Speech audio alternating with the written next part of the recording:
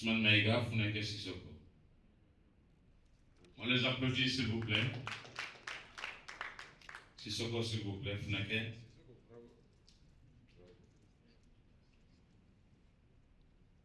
Vos applaudissements, mesdames et messieurs. Merci infiniment, monsieur le Premier ministre, pour immortaliser ce moment. La 3e édition du Fonds SAIG.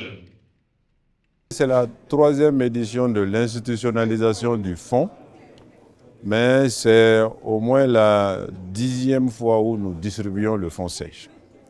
Je l'ai dit tout à l'heure, c'est depuis 2020.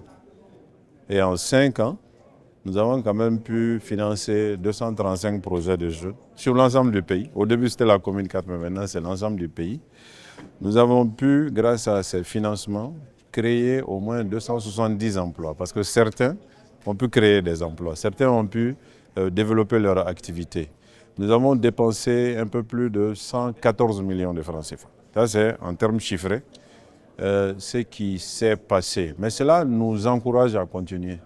Parce que, évidemment, l'ampleur du défi est extraordinaire. La problématique de l'emploi des jeunes est quand même la première problématique du pays.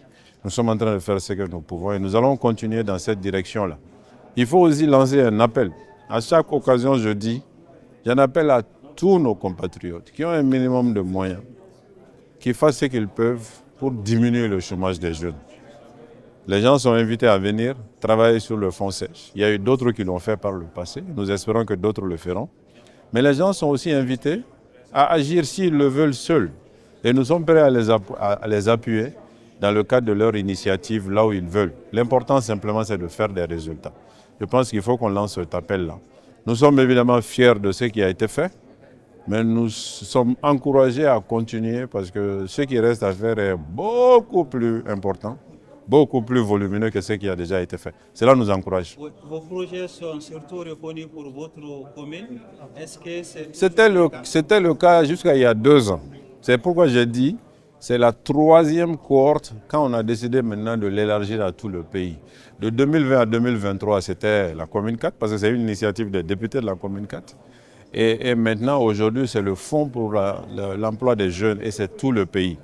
Vous avez d'ailleurs vu qu'il y a eu des jeunes de Kita, de Koulikoro, de Sikasso, je crois de Ségou, de Mopti, qui ont eu le financement à côté de ceux de Bamako. Donc, notre ambition, c'est de le faire pour l'ensemble des jeunes du pays. Évidemment, les moyens sont limités.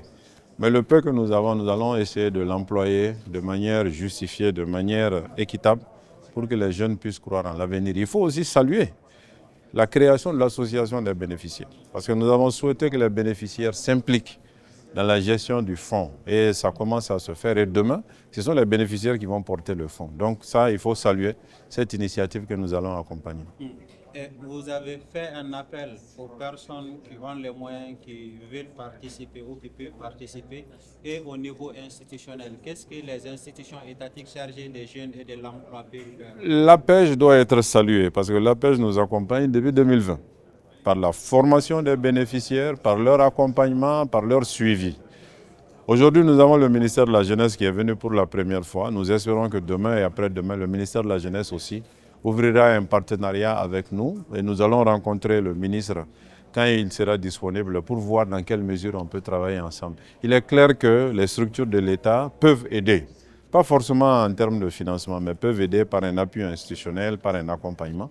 Nous demandons tout cela. C'est une initiative qu'on veut nationale et toutes les autorités sont invitées pour qu'on vienne travailler ensemble à jouer notre partition sur la question de l'emploi des jeunes.